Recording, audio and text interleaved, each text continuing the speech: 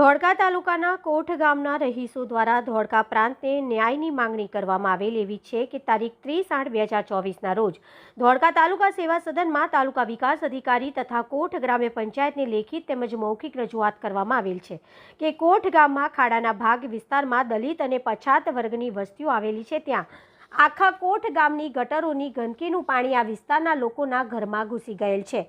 તેનો નિકાલ કરવા તથા દુર્ગંધોથી રોગચાળો ફેલાઈ રહ્યો છે, જે બાબતને ન્યાયની માંગણી કરવામાં આવેલ છે અને તંત્ર પર આક્ષેપ મૂકવામાં આવેલ છે કે શું દલિત અને પછાત લોકો મનુષ્ય નથી, તેમને જાતિ આધારિત તુચ્છનો સામનો કરવો આઝાદીના 77 વર્ષ પછી પણ યોગ્ય છે?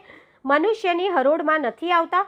તંત્ર બીજી કોઈ સમાજના ત્યાં પરિસ્થિતિ તરત હરકતમાં આવે છે। આ બાબતે રાષ્ટ્રીય દલિત અધિકાર મંચના લક્ષ્મીબેન મહેરિયા, એડવોકેટ બિપિન સોલંકી, એડવોકેટ અલ્પેશ મેરિયા, હરીશભાઈ પરમાર, એડવોકેટ નરેશ અય્યર, અશોકભાઈ રાઠોડ, પંકજકુમાર મેરિયા તથા કોટ ગામથી મોટી સંખ્યામાં આવેલા સ્ત્રીઓ અને સાથી મિત્રો દ્વારા આ ગંદકીનો નિકાલ નહીં કરવામાં આવે તો આવનારા સમયમાં ઉગ્ર આંદોલન કરવાની ચીમકી પણ ઉચ્ચારેલ અને ગંદકીથી અણઘટિત બનાવ બની જશે તો તંત્રની પૂરેપૂરી જવાબદારી રહેશે તેમ જણાવેલ છે। Crime reporter Mahesh Sonara, DT news live 24 Dholka.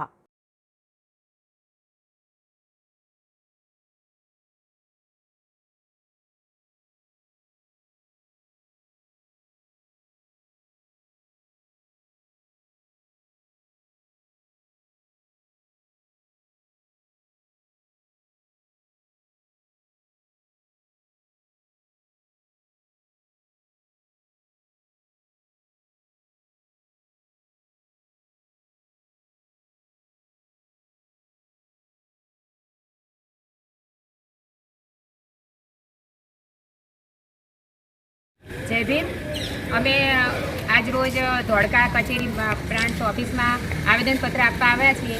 रजूआत एवी छे के कोट गामना रहीशो जेमने सतत 1 महीनाथी गटर लाइनનું पाणी घरों भराई गयुं छे अने एमना कारणे वडीलो, बाळको अने बधा बीमार पड़ी रह्या छे। सतत रजूआत कर्या छतां पण टीडीओ साहेब बधा आवीने जोई गया, तेम छतां कोई पण जातनी कार्यवाही करवामां नथी आवी અને આ ખાડા કામ કરવામાં આવે છે। આનું અમને સીધે સીધું એવું લાગે છે કે આ લોકોને દલિતોને કંઈ પડી જ નથી, કેમ કે 1 મહિના ઉપર થઈ ગયું તેમ છતાં ઘરોમાં પાણી છે, ઘૂંટણસામાં ગટરના પાણી। વરસાદી પાણી હોય તો સમજીએ આપણે કે વરસાદના પાણી છે તો વરસાદનો પાણીનો તો નિકાલ થઈ શકે, પણ ગટરોના પાણી છે।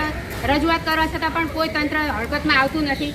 સરપંચને કીધું એ પણ નથી આવતા, કેમ કે આ કોઈ કાગળથી ઉપરથી બીજા ભાજપના કાર્યકર્તાઓની લીધે થઈને એ કોઈ કામ કરવામાં આવતું નથી। તો અમારે બધાની એવી એક માંગ છે કે આપ જો 7 દિવસની અંદર કોઈ નિકાલ કરવામાં નહીં આવે તો બધી બહેનો આવી અને રોડ રસ્તા ઉપર રોકશે અને ઉગ્ર આંદોલન કરશે।